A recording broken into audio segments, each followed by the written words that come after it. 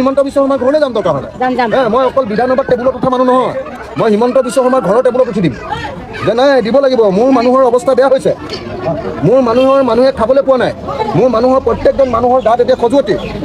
হয়নে নহয় চব বুঢ়া বুঢ়ী মানুহবিলাক চব বেমাৰী হৈ হস্পিটেলাইজ ছাগলী গৰু মৰি শেষ হ'লে নাই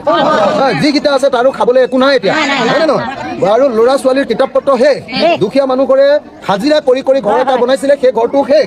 ঘৰৰ ভিতৰত যদি এটা টিভি লৈছিলে সেইটো শেষ ফ্ৰিজ এটা যদি লৈছিলে সেইটো শেষ চব শেষ গতিকে 10 লাখ টকা যদি নিদিয়ে মই হিমন্ত বিশ্ব শৰ্মাকো শান্তিত থাকিব লাগিব আৰু মই এটা কথা কৈছোঁ যে যিবিলাক মানুহৰ লোন আছে বিশেষকৈ মটৰ চাইকেলৰ EMI গাড়ীৰ EMI আৰু বেংকৰ লোন সেই বেংকৰ লোনবিলাক যাতে অহা 6 মাহ বা এবছৰলৈ যাতে মাফ কৰি দিয়ে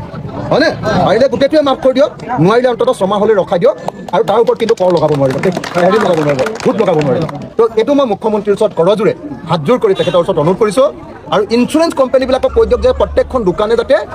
ইঞ্চুৰেঞ্চৰ পুৰা পইচা যাতে পায় যাৰ ইঞ্চুৰেঞ্চ আছে হয়নে নহয় বস্তু গাড়ী হেৰি সোমাই গ'ল গোটেই দোকানখনৰ 1 কোটি টকা লোকচান দোকানীটোৱে ছুইচাইড কৰিলে হ'ব এতিয়া হয়নে নহয় গোটেই লোন চোন লৈ মানুহটোৱে যেনে তেনে দোকানখন চলাই আছে হয়নে নহয় তো এতিয়া যদি চৰকাৰে অলপ সহায় নকৰে আমি মানুহবোৰ মৰি যাম সেইকাৰণে মই আটাইকে এই কথাখিনি ক'লোঁ মই